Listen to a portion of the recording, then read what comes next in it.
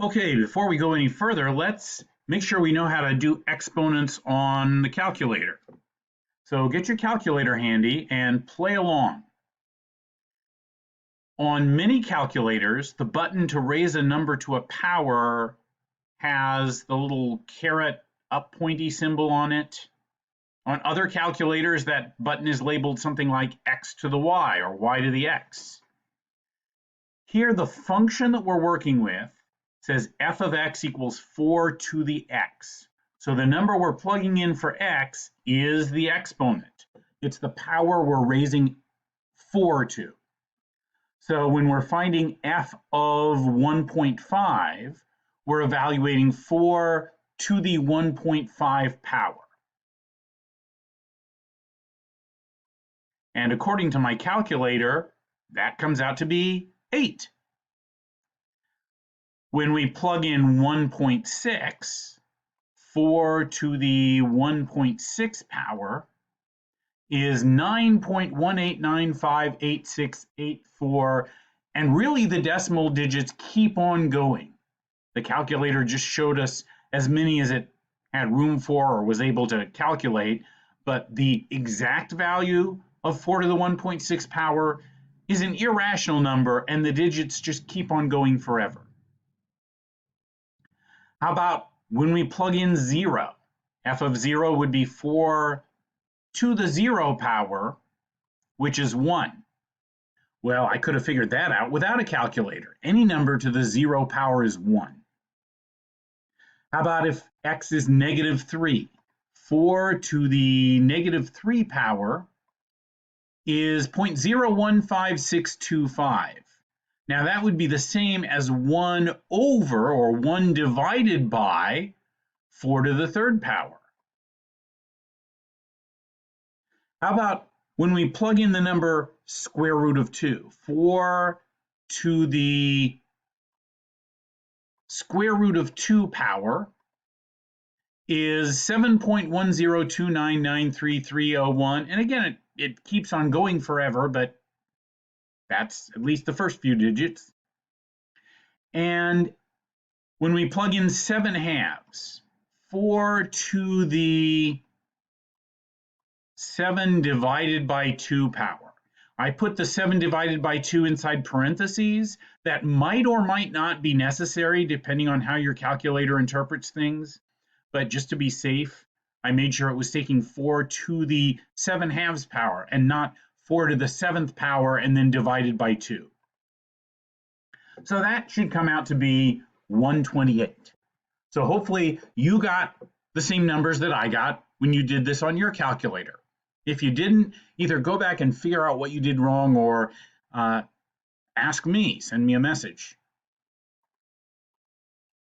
Now that we were just playing around with was an example of an exponential function, a function of the form a to the x, where a is some specific number, in this case 4, and then x is the variable. So that is a different kind of function from any of the functions that we've done anything with so far in this course. It's not a polynomial because it's not x to a particular whole number power. Instead, it's a particular number and then the power is the variable.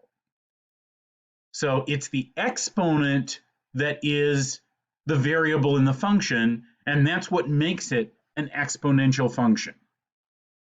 And the number that you're raising to the x power is called the base of the function. So when we were talking about f of x equals 4 to the x, that's an exponential function where the base is 4. Other examples of exponential functions would be 3 to the x, there the base is 3, 2 to the x, and if we have a number out in front, that can happen, and that's still an exponential function. So something like 100,000 times 1.03 to the x power, or 40 times 1/2 to the x power. Those count as exponential functions. Here's a look at the graph of the exponential function f of x equals 2 to the x. So on this graph, the x-coordinate is what we're putting in for x, and the y-coordinate is what we're getting out for 2 to that power. So we have the point 0, 1, because 2 to the 0 power is 1. We have the point 1, 2, because 2 to the 1 power is 2. We have the point 2, 4, because 2 to the 2 power is 4. We have the point 3, 8, because 2 to the 3 power is 8. We have the point -1, 1/2, because 2 to the -1 power is 1/2. 2 to the -2 power is 1/4, so there's the point -2, 1/4. And notice what the graph looks like. As we go off to the right, the graph shoots way up. It sort of looks like it has a vertical asymptote, but it doesn't really. Any vertical line we draw, the graph will eventually cross that line, but it might be way the heck up there before it does that. And as we go off to the left, the graph sort of levels off and becomes asymptotic to the x-axis. So it never really quite touches the x-axis, but it just gets really, really close to it. And that's because as the x's that you plug in get more and more negative, the numbers that you get out for 2 to the x power never quite reach 0, but they get really, really close to it. Here's the graph of the function 100,000 times 1.03 to the x. As you look at what I've got showing here, it kind of looks like a straight line. But if we zoom out, that's definitely not a straight line. It does have the same sort of shape as the graph of 2 to the x that we were just looking at. It goes way up as we go off to the right, as the x's get bigger and bigger, and it sort of levels off and approaches 0, approaches the x-axis or the place where y is 0 as we go off to the left. If this model still applies, that is, if the population keeps on increasing by 3% per year, what will the population be in 75 years? Whoops, let's actually calculate that by plugging 75 in for x. So 100,000 times 1.03 to the 75 power. Wow, 917,892 point something.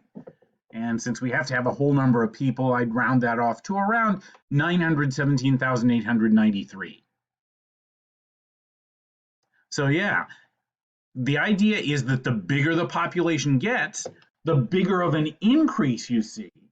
And so eventually that population is going to get really big. So on that graph that we were looking at, after 75 years, that's the point on the graph where the x-coordinate is 75, and then the y-coordinate, the value of p of x, is way up here past 900,000.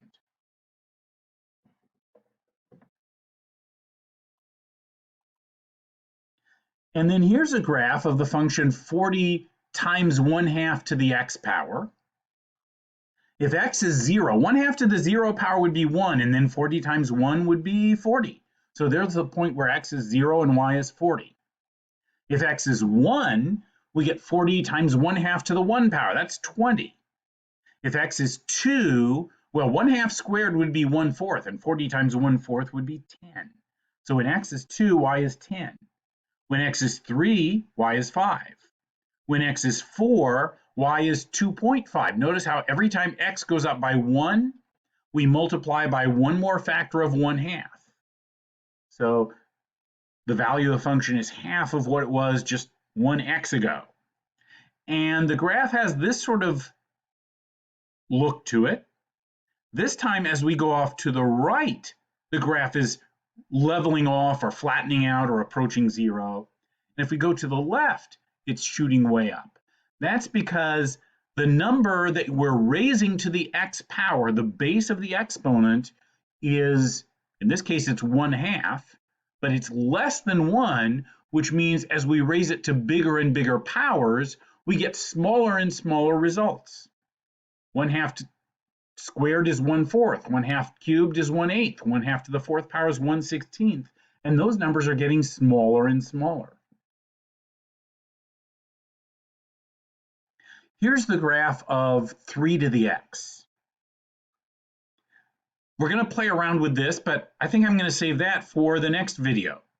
So we'll come back in a minute and do some transformations on this function. But notice it has that same shape as 2 to the x. It just goes up even a little faster, a little more sharply. When x is 1, y is 3. When x is 2, y is all the way up at 9. And by the time x reaches 3, y is all the way up at 27. So it goes way up pretty rapidly. So I'm going to stop this video here, and then you can come back to the next part, and we'll do some variations on this. And you can remember the kinds of things we talked about when we had those horizontal and vertical shifts and stretches and reflections and things like that.